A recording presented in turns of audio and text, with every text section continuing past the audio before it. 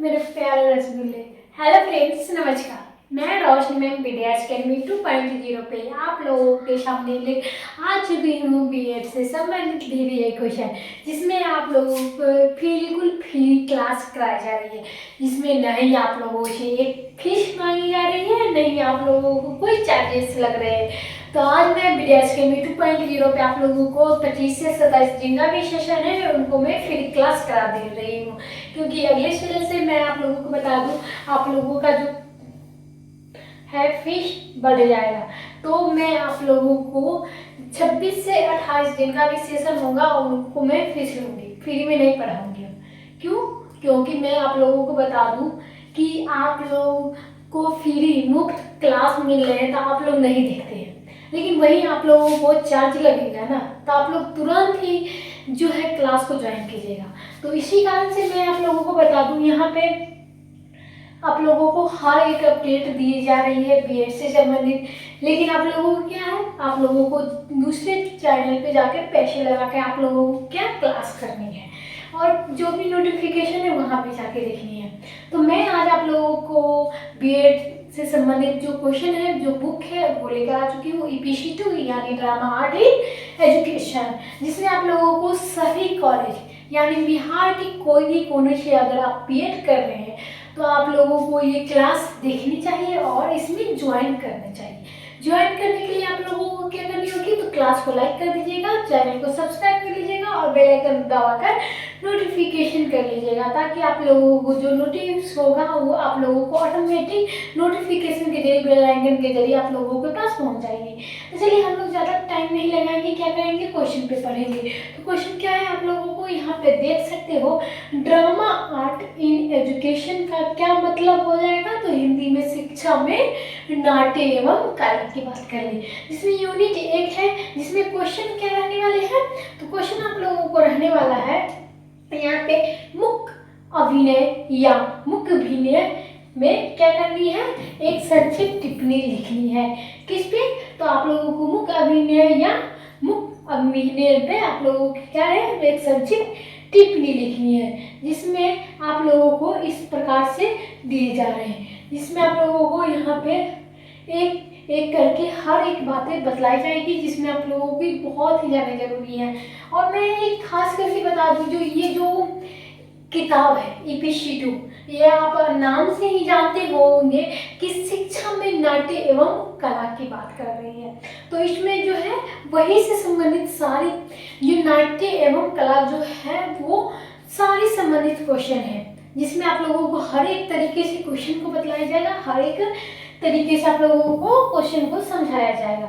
चलिए अब हम लोग चलते हैं क्वेश्चन के आंसर की तरफ, जिसमें क्या है, तो मुख्य अभिनय वह अभिनय है जिसमें अंग संचालन द्वारा अभिनय किया जाता है, और इसमें अभिनय के द्वारा कथानक प्रस्तुत किया जाता है और शरीर के विभिन्न अंगों को संचालित किया जाता है, जिसमें क्या है, शब्दों का प्रयोग नहीं किया जाता है। और मुख्य अभिनय में शुरुआत में ही प्राचीन ग्रीक से ही हुई है, जिसमें माइक क्या है का नाम दिया गया है, और माइक शब्द को वहां से एक नृत्य से लिया गया है, जिसमें नर्तक मुखौटा लगाकर नृत्य करते हैं।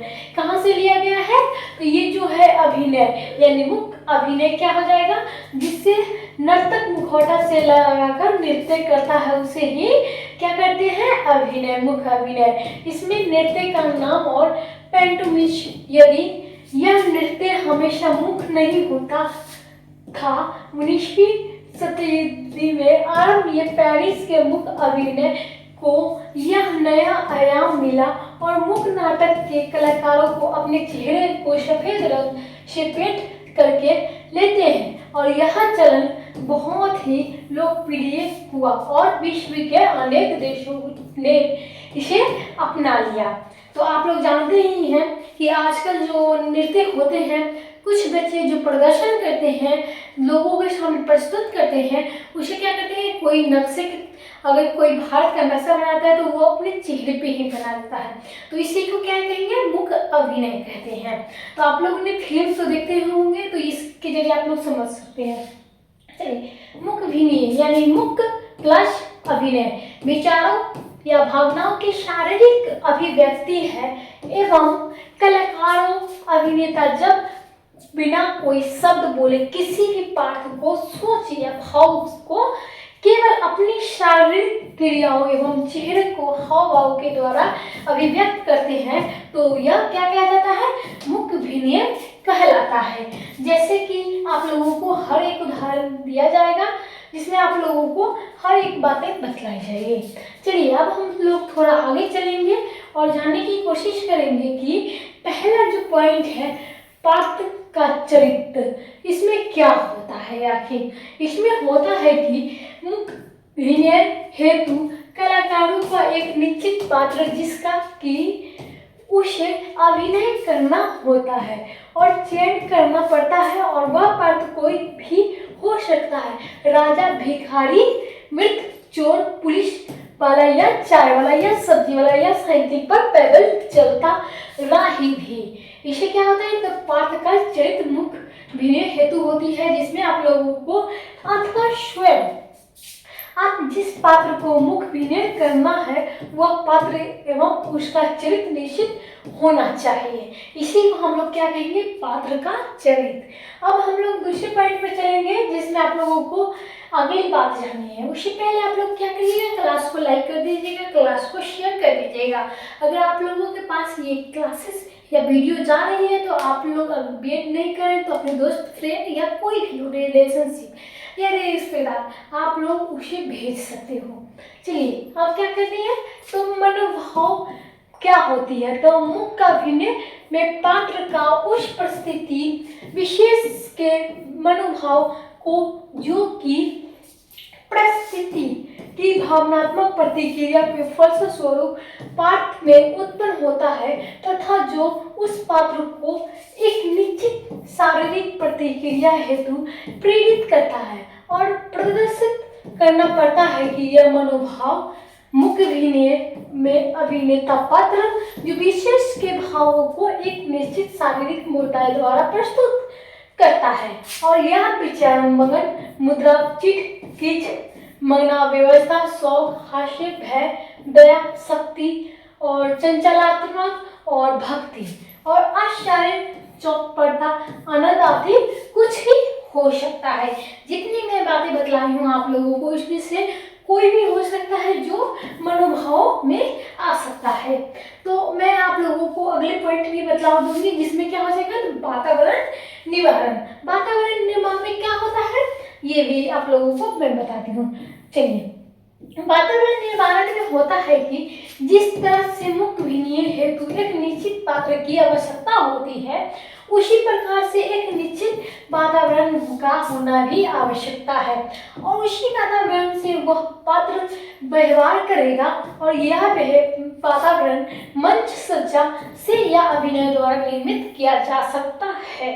इसी को हम लोग क्या कहेंगे, वातावरण निर्माण, जिसमें मुख्य अभिनय के प्रदर्शन में अग्रलिखित अवस्थाओं को बातों को ध्यान रखा जाता है। जिसमें पहला बात क्या हो जाएगा, तो पहला बात हो जाएगा पात्र परिस्थिति एवं मनोभाव का सुस्पष्ट निर्धारण होना चाहिए। इसी से हम लोग क्या करेंगे, तो इन बातों को क्या करना पड़ता है, तो यहाँ पे निर्मित किया जाता है यानी स्पष्ट किया जाता है। यहाँ पे एक दूसरा क्या है, तो सभी प्रकारों की घटनाओं को शारीरिक मुद्रा एवं हाव भाव द्वारा सुस्पष्ट एवं प्रभावी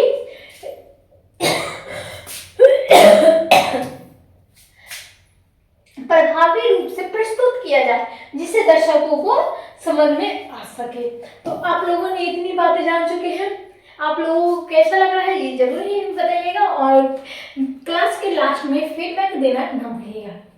चलिए अब हम लोग चलते हैं अगले पॉइंट पर जिसमें क्या है, पूरी तरह सुस्पष्ट हो तथा मुख अभिनय के दौरान इसमें किसी भी प्रकार की परिवर्तन न हो, क्योंकि आपको मुख अभिनय के दौरान किसी भी प्रकार की वास्तविक सामग्री का उपयोग नहीं करना है बल्कि काल्पनिक वस्तुओं को भी अभाव देना है और एक कुर्सी, टेबल, बक्सा, पानी की बोतल की टंकी, सहारे लिए गए लकड़ियों का डंडा और सिर पर मटकी, टोकरी, अन्य सामान, पेन, पेंसिल किताब या रजिस्टर आदि वस्तुओं को भी आकार हो सकता है, पकड़ने के ढंग तथा वजन आदि से देना होता है। इसी को हम लोग क्या कहेंगे, वातावरण निर्माण, जिसमें ये सारी बातें जो आती है। अब क्या है, द है अगला पॉइंट, जिसमें अपने मुंह विनियत के इतना सरल एवं सहज बनाने का प्रयास करे कि वह दर्शकों की समझ में आ सके और तथा उनका उपयोग या स्वस्थ मनोरंजन कर सके। और निष्कर्ष में अंतिम और लास्ट बातें हम लोग जानेंगे, जिसमें निष्कर्ष आप लोग अगर बीएड में लिखते हैं तो आप लोगों को 5 से 10 नंबर मिल सकता है। अगर निष्कर्ष आप लोग 2 भी 4 भी लाइन लिख सकते हो तो आप लोगों का 5 नंबर जो है आप लोगों से नहीं छूटने वाला है। चलिए, निष्कर्ष क्या है। निष्कर्ष के तौर पर यह कहा जाता है कि मुख्य नाट्य में केवल अभिनय होता है और कभी अत्यंत संक्षेप में कथा छूट दी जाती है, जिसमें गीत नहीं होता है और अभिनय को प्रभावपूर्ण बनाने के लिए प्रयोजनानुसार पावर संगीत या पृष्ठ संगीत का आधार भी ले लिया जाता है। और मुख्य नाट्य में वेशभूषा और जल सजावटों पर भी बहुत ध्यान दिया जाता है।